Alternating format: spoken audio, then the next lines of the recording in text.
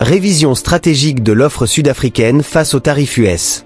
Contexte et motivation politique.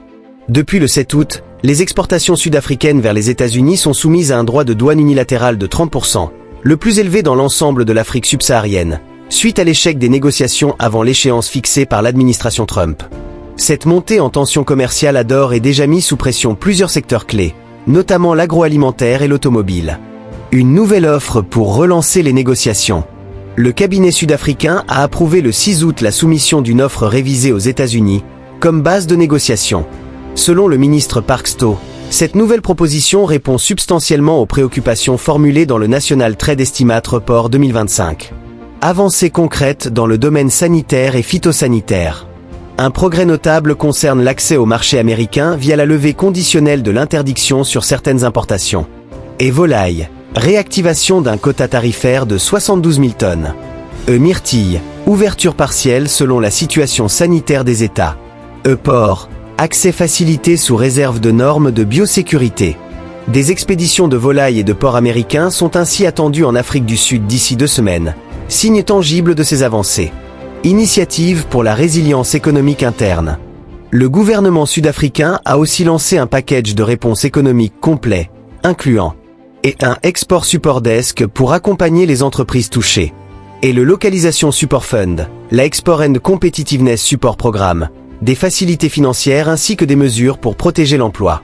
Adoption d'une bloc exemption pour permettre une meilleure coordination entre entreprises exportatrices. Diversification des marchés comme stratégie prioritaire. Pour atténuer la dépendance vis-à-vis du marché américain, l'Afrique du Sud accélère sa diversification commerciale vers l'AFTA, l'Europe, l'Asie, notamment Japon, Vietnam, Thaïlande, le Moyen-Orient et l'Inde. Répercussions économiques et aperçus du marché. Malgré les tensions, les marchés ont partiellement anticipé ce choc.